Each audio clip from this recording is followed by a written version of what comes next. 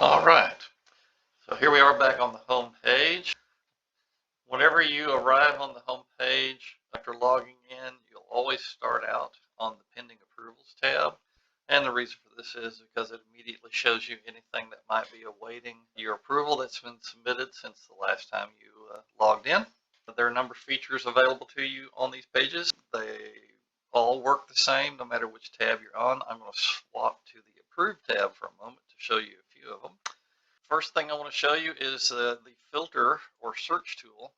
So you can put in any text in here. Most of the time, you're going to be looking for a order number, which is in the email correspondence that is sent out. And you can simply, whatever the text is from the order number, you just type it in here.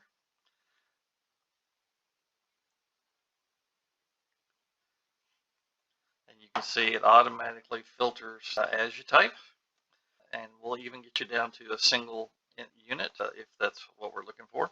You can also search by a number of other things. So if I wanted to find everybody that was Johnson,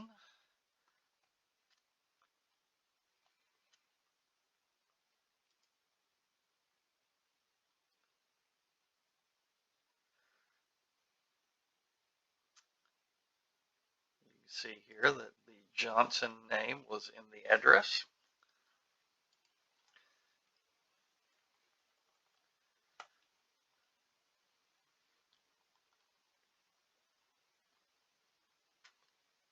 See, also I can filter by Rollins. You can see all the Rollinses come here. You can also, if you're looking for Circle M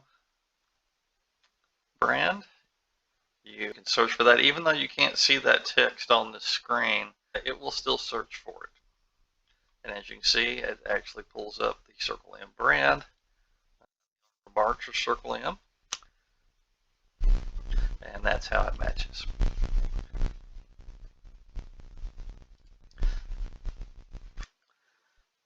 One of the things you'll notice as you go along is that if you do a search or if you go to a particular page, when you come back to the previous home screen, you'll still be on that page, or that filter will still be preserved, and you'll be on the same tab you were on when you left. All right, let's take the filter out. And let's show a few other things. All of these columns are sortable, so you can sort on any column that you see here: first name, last name, registration date, ID, or order number. So if you want to see them list in order number order, you can see by default the registration date is the default order of display on the page. You can just simply click the heading to change the sorting from ascending to descending to none, and you can do that on any column. Same with the order number, first name, last name. So it's pretty straightforward on how that works. Then the last thing you can do here is the pagination. By default, show you 10 items per page. If you want to see more, you can choose 20 or 50 items per page. And it will automatically change the screen to accommodate whatever changes you've made. And then you can use these buttons here on the bottom right of the screen to traverse from one page to another. The next page indicator just takes you exactly like it says to the very next page. The next page indicator with a bar after it means go to the end, or a bar before it means go to the beginning. And that's pretty straightforward. So let's go back to pending approvals for a moment. So this list of 5 items are pending approvals that are waiting for someone to work on them. You can select on any page, you can select an item just by clicking anywhere on that row. So you can see that the mouse changes from an arrow pointer to a hand pointer. That indicates that you can select that item. So we're going to select this first item here, which takes us to the approval page. And you can review everything on it. We'll come back to that in just a moment. Click the home page, go back.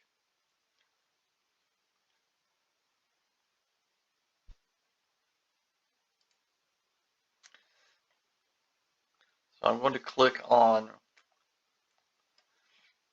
all right, I'm going to click on a registration that is waiting to be approved. I'm going to go down here to this item here, which is the latest entry to be entered. It was entered on June 25th. I'll click it. It takes us to the registration details page. And you can see a number of things on the registration page. The first thing you'll see is the certificate number that will appear on the certificate when printed or submitted to the applicant. And on the right side, you'll see the order number, which is just an ID to help us keep track of payment. And also any items that were ordered and purchased at the same time will share this order number. And that'll become more important when we get into renewals. The next thing you'll see is our toolbar, which provides the functionalities that are available depending on the status of the application. So in this application, we have the approval icon, which is currently grayed out because we have issues that need to be taken care of before we can approve the application. We have the ask for more information icon, which allows you to correspond with the applicant via email. We'll go into that in just a moment. And then you have the rejection button here. So if there's some reason you want to reject or cancel this application, this provides you the means to do it. Next thing you'll see is the image sections. So if you have a brand submitted, you can, up to the point that you have actually approved this brand, if there's something wrong with this image, it didn't come out clear, or the image is being resubmitted from a previous renewal period and the drawing that we had from that renewal period isn't clear, you can ask the applicant to send you a new drawing or a new photo, and you can then go into the application and replace the image with the image that's been sent to you as a replacement. Select the file, and you'll see that the image is previewed before you accept it. Pressing the blue IS floppy disk will save the new image and overwrite the old image. This is a permanent change. It takes effect whenever you press the save button. You can also opt out and just say cancel the image upload, which is what I'm going to do right now. If there's a mark that's been registered on this application, it will appear here on the right side, and the same functionality is available to you. Below the images, description of the brand mark will be displayed. In the case of a brand, it will show you what animal it's been registered for, as well as what locations on that animal. If there are multiple animals registered on this application, they'll all be shown here. Same thing with brands. The marks will appear below the image of the mark, and it'll have the quadrant, whether it's a right ear quadrant or a left ear quadrant, and the type of mark. And those will be repeated per location as well. And in the middle of the screen, you have remarks that are submitted by the applicant. So you can have owner remarks, which is basically their description of what the brand represents. You can also have a tattoo description if they also register a tattoo on their animal. And then the last thing is the clerk description, which is something we ask for you to add. This will become the official description that the law enforcement folks use when they're doing research. And you'll have to add that yourself every time. So we're going to click on that. It's very simple. Just type in the description directly in this box.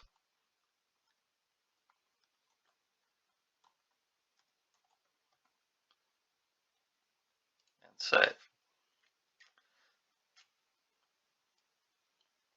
You can also edit or delete these remarks. So if the owner or applicant has put some questionable text into the application, you can edit that by clicking the edit pencil, and the same dialog box that you entered description in will show up here, but it'll be to edit the owner remarks.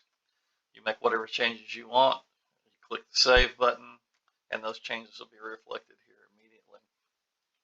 Same thing with the delete button. If the owner wants those deleted because they weren't the correct representation of what the brand really represents, you can just click the delete button. It's a dangerous button though. If you click delete, it will delete it immediately, and there's no getting it back. You'll have to re-add it, or we'll just leave the clerk description as the official description. The bottom section shows you basic information. Here's the actual registration number that's in our system assigned, the total fees, what date it was paid, whether it's been approved yet, whether the renewal, this is a renewal application, or it'll show canceled or delete if that status has been set, and this brand would be displayed on the canceled tab on the home page. On the right side is the payment processing information. This processor invoice is the invoice ID generated by Certified Payments.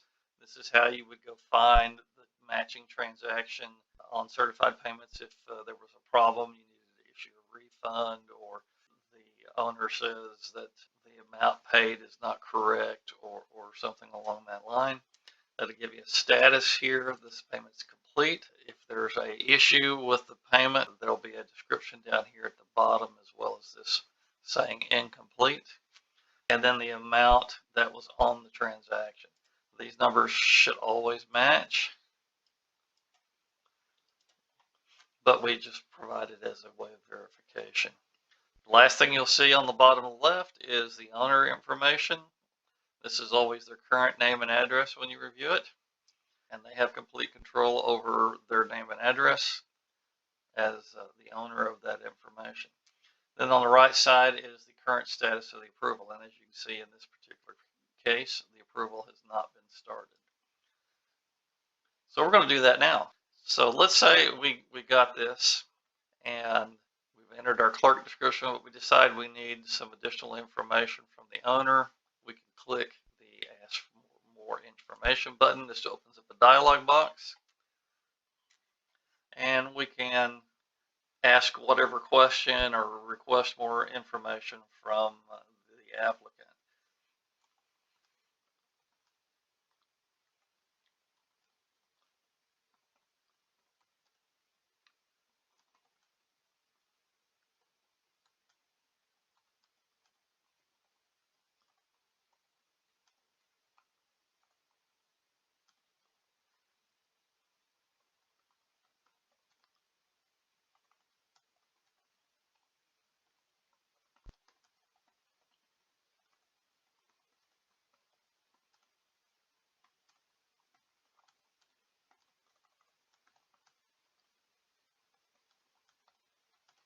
All right, so in this case, we're going, hey, this is a registered trademark for the Chick-fil-A Corporation. We don't think you can use it, so choose something else.